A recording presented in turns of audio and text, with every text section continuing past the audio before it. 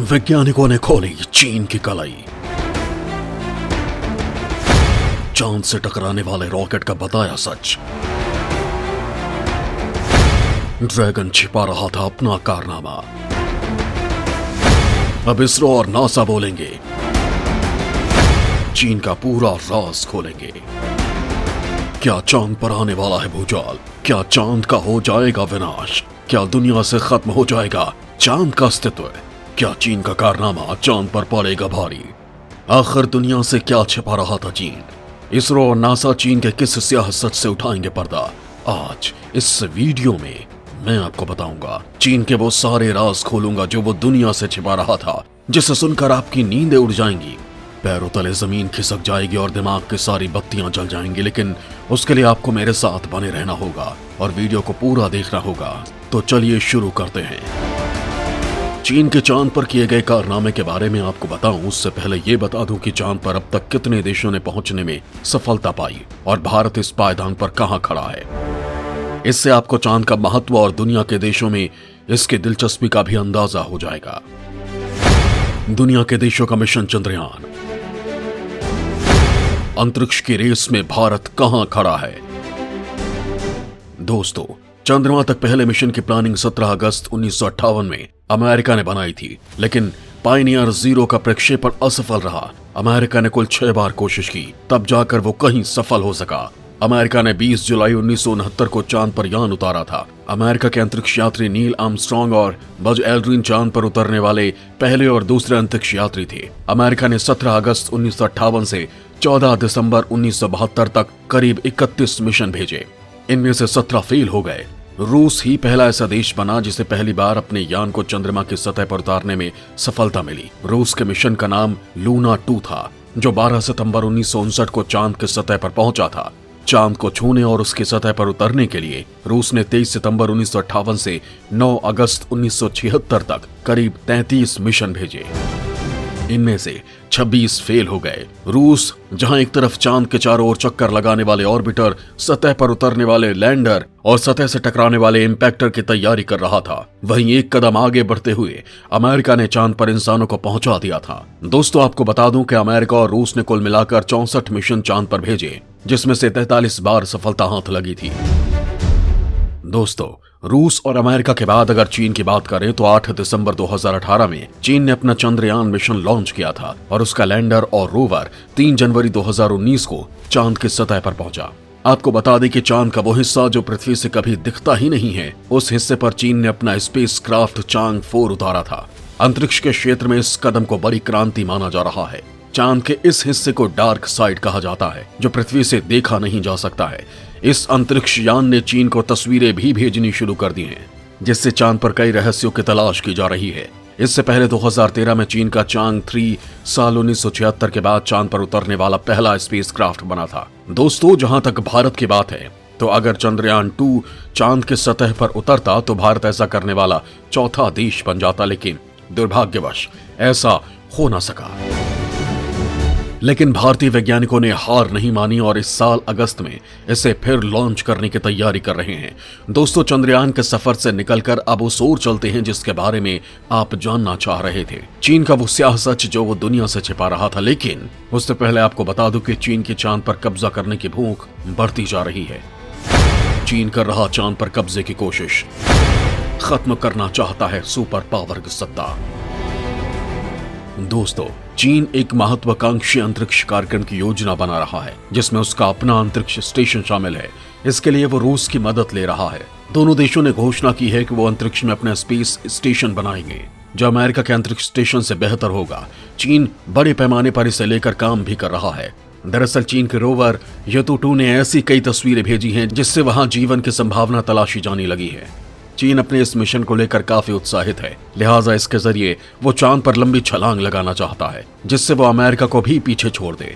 दोस्तों, चीन का स्पेस स्टेशन जैसे ही बनकर तैयार होगा, उसके यात्री वहां रहकर चांद पर नए प्रयोग करेंगे और नई जानकारी जुटाएंगे। चीन के लूनर मिशन को डिजाइन करने वाले वैज्ञानिक वू वॉयरेन ने कहा कि चीन अगर चांद पर रिसर्च स्टेशन प्रोजेक्ट को सफलतापूर्वक पूरा कर लेता है तो मानव युक्त मिशन को लॉन्च करना ज्यादा मुश्किल नहीं होगा और कुछ ही महीनों के अंदर अंतरिक्ष यात्रियों को चांद की सतह पर सुरक्षित रूप से उतारा जा सकेगा। तो दोस्तों, देखा आपने चांद के विस्तारवाद की भूख किस कदर बढ़ती जा रही है। उसकी भूख का आलम यह है कि वो अब चांद पर भी अपना परचम लहराना चाहता है और अमेरिका को नीचा दिखाना चाहता है। इसके लिए वो किसी भी हद तक जाने को तैयार है। इसका अंदाजा आप इसी से लगा सकते हैं कि चीन ने अपने अंतरिक्ष कार्यक्रमों को पूरा करने के लिए सारे नियम कानून ताक पर रख दिए हैं। आलोचकों का मानना है कि चीन की लॉन्चिंग प्रक्रिया दूसरे देशों से अलग है।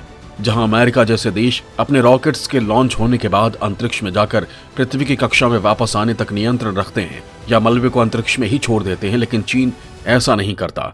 चीन रॉकेट की वापसी पर कोई पारदर्शिता नहीं रखता। चीन का गुणागणित सिर्फ इस पर आधारित है कि यदि धरती का 71% हिस्सा समुद्र ही है तो रॉकेट के मलबे के समुद्र में गिरने की संभावना भी 71% हुई। तो दोस्तों, देखा आपने, चीन अंतरिक्ष में अपने नापाक मंसूबों को अंजाम देने के लिए किसी तरह अपनी ढपली, अपनी राग अलाप रहा है। दोस्तों, केवल चीन ही नहीं, दुनिया के बाकी देश भी चांद पर स्पेस स्टेशन बनाना चाहते हैं और इस रेस में एक दूसरे से आगे निकलने की होड़ में कुछ ऐसा कर रहे हैं जिससे अंतरिक्ष एक कूड़ा घर बन गया है। विशेषज्ञों ने चेतावनी देते हुए कहा है कि अगर इसी तरह बढ़ता रहा तो अंतरिक्ष के एक बड़े हिस्से को अनुपयोगी बना सकता है। दोस्तों, अब बात चीन के उस स्याह सच की जिसे वो दुनिया से छिपा रहा था, लेकिन वैज्ञानिकों ने अब चीन की ये पोल खोल दी है। चांद की सतह से टकराएगा चीन का रॉकेट, चंद्रमा पर बन जाएगा विशाल गड्ढा। दोस्तों, अगले महीने चांद की सतह से एक पुराने रॉकेट का मलबा टकराने वाला है। इसकी वजह से चंद्रमा की सतह पर विशाल गड्ढा बन सकता है। पहले जिस रॉकेट की पहचान की गई थी वो स्पेस एक्स का फॉल्कन 9 रॉकेट बताया गया था, लेकिन अब वैज्ञानिकों ने इसकी पुष्टि कर दी है कि दरअसल ये चाइनीज रॉकेट का ही मलबा है जो 4 मार्च को चंद्रमा की सतह से टकराने जा रहा है। वैज्ञानिक सालों से इस मलबे को लेकर असमंजस में थे। शायद चीन को इसका अंदाजा रहा भी होगा कि ये चंद्रमा की सतह से टकराने वाला रॉकेट उसका है, बावजूद इसके वो इस सच को दुनिया से छिपा रहा था। लेकिन वैज्ञानिकों ने चीन की ये पोल खोल दी है और अब सच्चाई दुनिया के सामने आ गई है। खगोल वैज्ञानिक बिल ग्रे ने एक स्पष्टीकरण जारी कर कहा कि जिस रॉकेट का मलबा चांद से टकराने वाला है वो दरअसल स्पेस एक्स फॉल्कन 9 का न होकर वास्तव में चीन के चैंग E5 मिशन का टुकड़ा है। ग्रे ने कहा कि पहले रॉकेट को पहचानने में गलती हो गई थी, लेकिन अब हमारे पास सारे साक्ष्य मौजूद हैं जिसके आधार पर कहा जा सकता है कि ये जो रॉकेट चांद के सतह से टकराने वाला है वो 2014 065B है। चैंग E5 T1 चंद्रमा मिशन का बूस्टर है। इससे पहले खगोल वैज्ञानिक ने जिस रॉकेट की पहचान की थी वो स्पेस एक्स का पुराना फॉल्कन 9 रॉकेट था, जिसे 2015 में deep space climate observatory satellite से लॉन्च किया गया था। लेकिन अब उन्हें पक्का यकीन है कि चंद्रमा की सतह की ओर बढ़ रहा रॉकेट का मलबा दरअसल चीन के चैंग E5 T1 मिशन का है, जिसे उसने 23 अक्टूबर 2014 को लॉन्च किया था। वैज्ञानिकों ने बताया कि रॉकेट 4 मार्च को चांद की सतह पर क्रैश लैंड करेगा, जिसके बाद 4 मीट्रिक टन कबाड़ चांद पर फैल जाएगा और एक बड़ा गड्ढा बन जाएगा। इस घटना का भारत का चंद्रयान 2 गवाह बनेगा। ग्रे के मुताबिक चंद्रमा की परिक्रमा कर रहे भारत के चंद्रयान 2 ऑर्बिटर और नासा के लूनर रिकॉन्सेंस रॉकेट गिरने की तस्वीर खींच सकते हैं। लिहाजा खगोलविद बिल ग्रे की उम्मीदें अब अमेरिकी अंतरिक्ष एजेंसी नासा और भारतीय स्पेस एजेंसी इसरो पर टिकी है, क्योंकि उनका कहना है कि जब एक बार चांद की सतह से चीनी रॉकेट का मलबा टकरा जाएगा तो नासा के लूनर रिकॉनिसेंस ऑर्बिटर और इसरो के चंद्रयान 2 का ऑर्बिटर ही उस गड्ढे का पता लगा पाएगा जो चाइनीज रॉकेट के मलबे की वजह से चांद की सतह पर बनेगा। दोस्तों, चांद की सतह से चीन के इस रॉकेट के टकराने के पूरे घटनाक्रम पर भारतीय वैज्ञानिक भी नजर बनाए हुए हैं और उस दिन का इंतजार कर रहे हैं जब ये रॉकेट चांद की सतह से टकराएगा, क्योंकि इससे भारत के चंद्रयान के ऑर्बिटर को नुकसान पहुंचने की उम्मीद है। लिहाजा भारतीय वैज्ञानिक उसे बचाने की पूरी कोशिश कर रहे हैं। दोस्तों, ऐसा पहली बार नहीं है कि चांद की सतह पर इंसानों का बनाया कोई रॉकेट टकरा रहा हो। इससे पहले भी सैटेलाइट चांद की सतह से टकरा चुके हैं।